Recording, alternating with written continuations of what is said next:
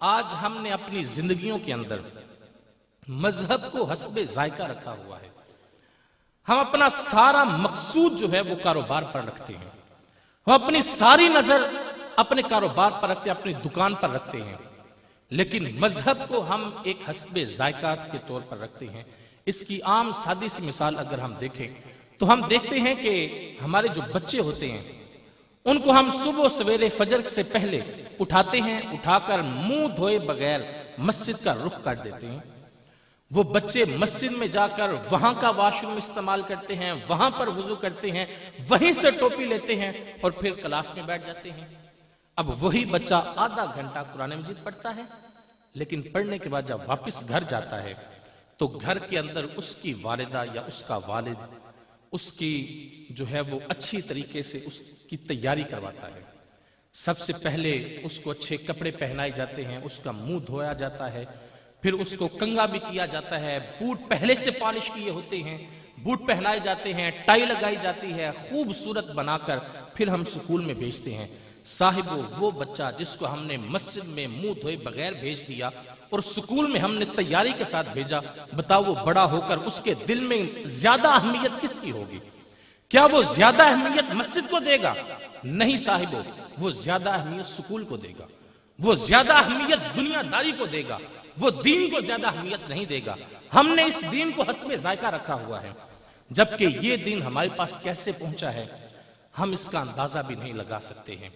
حضور علیہ السلام جب آپ نے علم اسلام بلند فرمایا تو کیا کیا ظلم نہیں ڈھائے گئے, آپ کے جسم نازنین پر اوجریاں بھی پھینکی گئی تھی, آپ پر ظلم و ستم کیے گئے. 3 سال تک شب ابی طالب کی گھاٹیوں میں آپ نے پتے کھا کر گزارا کیا, اور کیا کیا آپ نے دکھ نہیں دیکھے. آپ پر اوجریاں بھی پھینکی گئی, آپ کے راستے میں گڑھے بھی کھودے گئے, اور پھر دیکھیں جب طائف کے اندر جا کر دعوت تبلیغ دیتے ہیں تو وہ باش لڑکوں کو 2 لائنوں میں کھڑا کر کے حضور علیہ السلام کو درمیان سے گزرنے پر مجبور کرتے ہیں.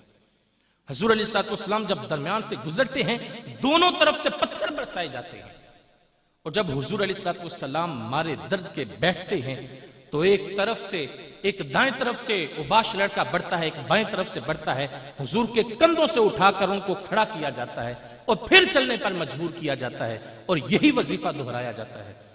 صاحبو اتنا ظلم اور اتنی زیادتی کی گئی, لیکن حضور علیہ السلام نے ہمارے تک دین پہنچایا. حضرت بلال رضی اللہ تعالیٰ عنہ آپ پر کیا کچھ نہیں ظلم کیے گئے, تپتی ریت پر لٹا دیا گیا, آپ پر پتھر رکھے گئے اور آپ کو لہو لہان کر دیا گیا. بلکہ ورقہ بن نوفل جب پاس سے گزر رہے تھے تو انہوں نے حضرت بلال رضی اللہ تعالیٰ عنہ کو دیکھا, حضرت بلال پر ظلم کیا جا رہا تھا, آپ پر جو ہے وہ ظلم ڈھائے جا رہے تھے. تو اس وقت حضرت بلال سے کہا کہ اے بلال, تم پر ظلم کیا جاتا ہے, تمہیں مارا جا رہا ہے, بلکہ آپ کے گلے میں کپڑا ڈال کر تاؤ دے کر زمین پر پٹک کر مارا جاتا. اس حد تک ظلم کیے گئے. اور آپ سے پوچھا کہ آپ پھر بھی احد احد کا نعرہ لگاتے ہیں, تو آپ نے ایک سادی سی مثال دی, کہا کہ حضرت آپ جب بازار میں برتن خریدنے کے لیے جاتے ہیں تو مٹی کے برتن کو ٹھونک بجا کر دیکھتے ہیں کہ یہ برتن پکا ہے یا کچا ہے.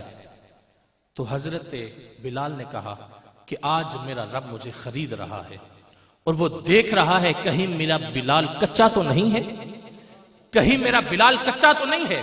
حضرت بلال رضی اللہ تعالیٰ عنہ جو ہیں وہ احد احد کی صدائیں بلند کرتے ہیں, اور کتنا ظلم کیا گیا. حضرت مصعب بن عمیر رضی اللہ تعالیٰ عنہ آپ پر ظلم ڈھائے گئے, اور کس قدر جو ہے وہ آپ پر ظلم و ستم کیا گیا, لیکن کبھی بھی آپ نے دین کے معاملے میں کسی کے ساتھ بھی کمپرومائز نہیں کیا ہے. حضور علیہ السلام کے دین کی تبلیغ کرتے رہے. پھر وہ بھی وقت آیا کہ جب حضور علیہ السلام پر اس آیت کا نزول ہوا کہ اے ایمان والو, اگر تم نے میرے نبی کی آواز سے آواز کو بھی بلند کیا تو تمہارے سارے اعمال ضائع کر دیے جائیں گے.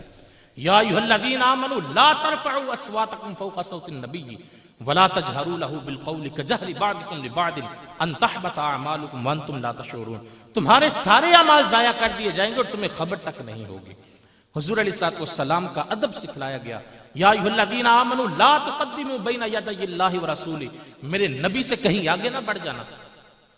نبی کا احترام سکھلایا گیا اور حضور علیہ الصلوۃ والسلام کو جو ہے وہ ان عزتوں سے نوازا گیا.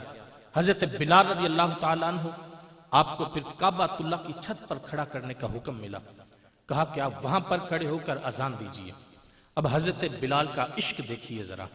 حضرت بلال رضی اللہ تعالیٰ عنہ آپ مؤذن رسول ہیں اور حضور علیہ الصلوۃ والسلام جب حضرت بلال کو اذان کا کہا کرتے تو یہ نہیں کہتے تھے اذن یا بلال، اے بلال اذان دو، نہیں، بلکہ کہا کرتے تھے ارحنا یا بلال، اے بلال ہمیں راحت پہنچاؤ، اے بلال ہمیں سکون دو. تو حضرت بلال رضی اللہ تعالیٰ عنہ اذان دیا کرتے تھے. تو آپ میدانوں میں اذان دیتے، مسجد نبوی میں آپ اذان دیتے یا کہیں پر بھی اذان دیتے تو اپنا رخ مبارک جو ہے وہ قبلے کی طرف کیا کرتے تھے. لیکن آج وہ فتح مکہ کے موقع پر سارے کفار جو ظلم کرتے رہے، جو آپ پر جو ہے وہ ظلم ڈھاتے رہے، وہ سارے نیچے کھڑے ہیں. حضرت بلال کو اوپر کھڑا کیا گیا. حضرت بلال کو کہا اب یہاں پر اذان دیجئے. حضرت بلال کا ذرا عشق دیکھیے.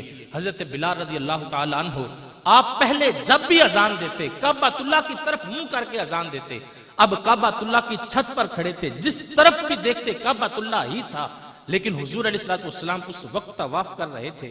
آپ حضور علیہ الصلوۃ والسلام کی طرف منہ کر کے اذان دینی شروع کی. جہاں جہاں حضور جاتے تھے حضرت بلال اپنا چہرہ پھیر کر حضور کی طرف دیکھتے رہتے تھے. حضور علیہ الصلوۃ والسلام کی زیارت بھی کرتے رہے اور اذان بھی دیتے رہے.